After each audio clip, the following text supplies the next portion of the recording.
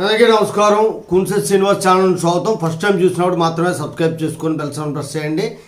లీగల్గా నాకు అవసరం లేదు, న్యాయపరమైన సలహాలు అవసరం లేదు అనడానికి ఎవడూ లేడు.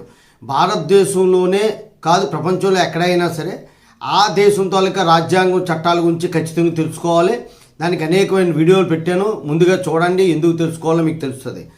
ఆర్టీఐ ద్వారా, రైట్ టు ఇన్ఫర్మేషన్ యాక్ట్ ద్వారా సమాచారం ఎవరి దగ్గరైనా తీసుకోవచ్చు.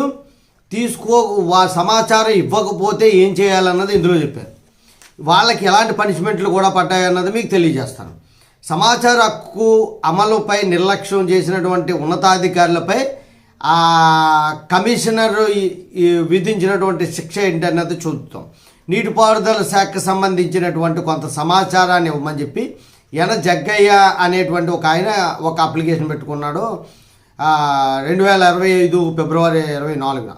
అయితే ఆయన ఏం చేశారంటే ఆ కంప్లైంట్ని వాళ్ళు పెట్టిన అర్జీని వాళ్ళు పట్టించుకోలేదు. 1 month లోపు ఇవ్వలేదు. ఇవ్వకపోతే అతను ఏం చేశాడు, డైరెక్ట్గా కమిషనర్కి కంప్లైంట్ పెట్టాడు. కమిషనర్ ఏం చేసాడు, సోకార్ నోటీసులు పంపించింది ఏఈకి డిఈకిని.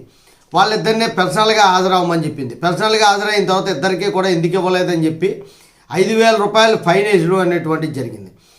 గవర్నమెంట్ అధికారులకి ఫైన్ అంటే 5,000 రూపాయలు ఏమీ కాకపోయినా క్రిమినల్ పనిష్మెంట్ కిందే వస్తుంది.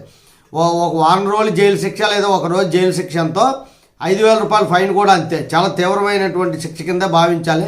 డిజీ రమణ నాయక్ పర్సనల్గా అటెండ్ అయ్యి సంజాయిషీ ఇచ్చుకోవాల్సినటువంటి పరిస్థితి జరిగింది. 5,000 రూపాయలు జరిమానా కట్టవలసి జరిగింది.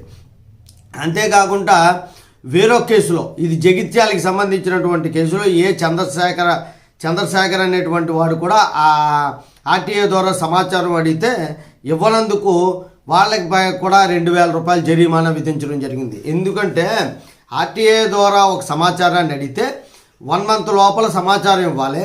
లేదంటే సమాచారం లేకపోతే మా దగ్గర సమాచారం అందుబాటులో లేదని చెప్పాలా.